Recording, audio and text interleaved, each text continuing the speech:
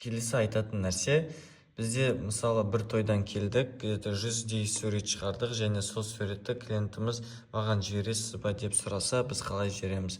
Біздегі жаңа түскен суреттердің барлығы изображениенің ішінде сақталады, яғни любой папканы ашасыз, изображениені басасыз, DSLR Boost деген папканы ашқан кезде фотосының ішінде принтста бізде жаңа түскен суреттеріміздің барлығы тұрады. Мысалы, Хакин бір жас деген заказға барған болсақ, соның суреттері барлығы осы жерде тұрады. Осы жерден көрсек болады. Біз осыларды суреттерді клиентімізге қалай жібереміз? Мысалы, 100 фотоның барлығын Telegram арқылы жүктеп отырсақ болады, әрине, бірақ та одан да оңай жолы бар.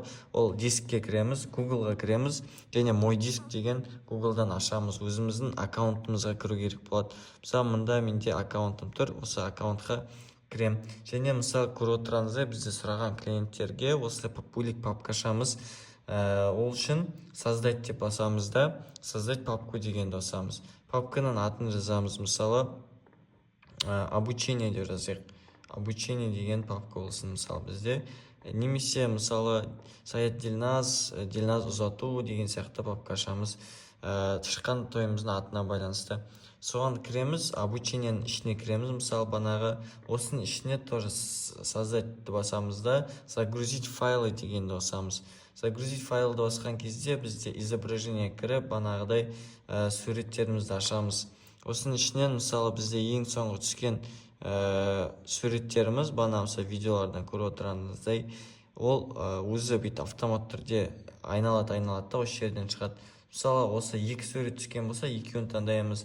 Мысалы, мына суреттердің барлығы болса, мына суреттердің барлығын осы электронды вариантта жібере аламыз. Осылай таңдап, мышкамен пайдаланған өте ыңғайлы. Осылай мышкамен таңдап жіберсек болады. Осылай басамыз. Сосын открыть бассақ, бізге осы жерден бір-бірлеп жүктеледі. Яғни Wi-Fi-іңіздің ұзақтығына байланысты осылай бізде жүктеледі. Яғни мысалы, алып тастайын, отменить етсайын, біреуін қалдырайын тек, чтобы оңайрақ болу үшін. Міне, екі суретіміз жүктелді бізде. Сөйтіп, мысалы, 100 сурет пе, 100 суреттің барлығын жүктейміз. Көрек. Мен уже отмена басқаннан кейін бәрі жүктеліп отырған жарайды.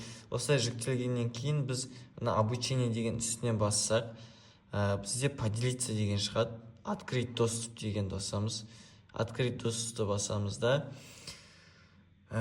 загрузка шықсын. Доступ ограничен деп тұр, көріп тұрғандарыңыздай. Все, у кого есть ссылка дегенді бассақ, бізге ссылка шығады, және осы жерден копировать ссылку деген болады. Осыны копировать етеміз, готово басамыз.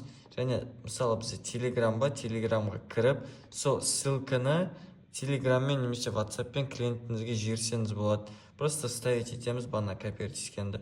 И все, клиентімізге кетеді. Яғни мысалы клиентіміз сол ссылканы ашқан кезде, көрсеткен жерден ссылканы ашып, клиентіміз ссылканы ашқаннан кейін бізде банағы ссылка осы бізде папкаға жібереді оны.